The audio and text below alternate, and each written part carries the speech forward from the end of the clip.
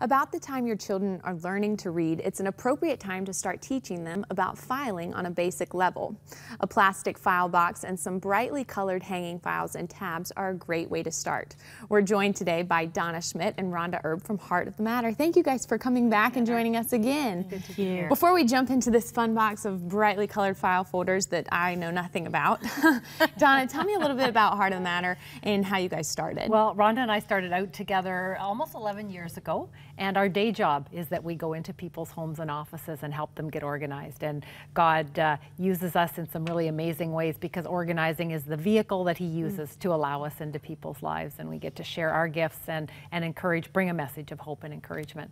Do you teach everyone the same organizational tips, or do you kind of tailor it to the individual? Yeah, very unique, because each family, each individual is unique. You know, people get themselves into disorder for a number of reasons. I mean, it can be busyness, busy families.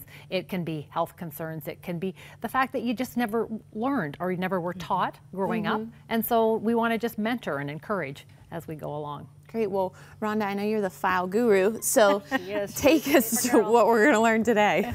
Well, we feel it's really important from little on up to teach kids, again, that everything needs a home. So that's the foundation. So now it's coming up with homes for paper. I love that you say that. Everything needs a home, because that saves a lot of time. Because I know there's so many times when I misplace something. So if everything has a home, then you know exactly where to go find it. And everybody in the family does too. And if everybody puts it back in the place, then it helps the whole household run. I grew up in a family of 5, and no one ever put anything back in place, except for me, of course. So, so in talking about a file folder and a file system for kids, the brightly colored categories so that they can come up. But what you need to do is sit down with a pile of your kids' papers and go through and see what types of things they have.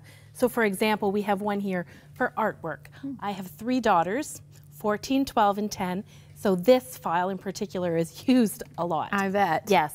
And another spot, special photos. Oh. Why not have a spot so that when you receive photos from somebody that you can have a spot to file those, you can pull them out when you need them. That's a great idea. And another one, stickers. Stickers. You know, even something simple like that, those sheets of stickers that you receive, you know, from somebody or in a card, you have a spot again for all of those things to go. And I have 2 nieces and a nephew, and they love stickers. Anytime they can put stickers on anything, I mean, we have a sticker box, so that's a great idea. Yeah, so just having a category for each of those things, a spot to, you know, put some of their paper that they want to use, you know, gift cards or greeting cards that they've received. That's another thing that ends up flying around, like mementos.